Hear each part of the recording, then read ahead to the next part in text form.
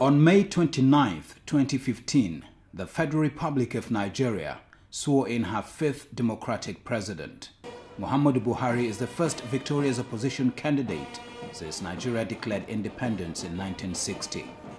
The ceremony, attended by several heads of state and delegations from across the globe, reinforced the significance of the moment as Nigeria reinstated its claim as a forerunner of democracy in Africa, a point highlighted to Gotel by former Vice President Atiku Abubakar. It's a very historic day today, very historic for our country, for our democratic process, and for Africa. In a Spartan ceremony that still had the trappings of pomp and circumstance, former President Goodluck Jonathan officially handed over the reins of power to Buhari, who promised his nation that he would take on corruption in government, the scourge and menace of Boko Haram as top priorities of his administration. Other Nigerian dignitaries also remarked on the peaceful transition. This is the first time Nigerians are truly exercising their legitimate right to vote out and vote in a government. This is the first time we're having true democracy since 1999.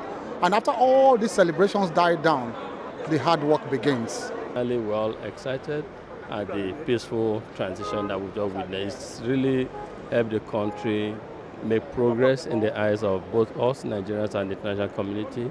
And you can see how the world is already rewarding it. Today or yesterday, in Nigeria for the first time was elected overwhelmingly as the new president of Africa Development Bank. This, to me, is part of the signaling the sign of good and great things to come following this.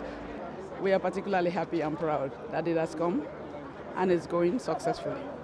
People are happy all over the country, and they believe that President Muhammadu Buhari is a man of integrity who is going to take them to the promised land, us in general to the promised land, irrespective of your political background, irrespective of your tribe, irrespective of your religion. Is a man who is going to work for all and not for just the elite, but for the masses.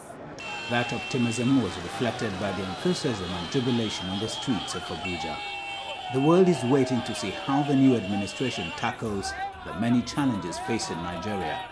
From Abuja, Ibrahim Adra, Gotel Africa.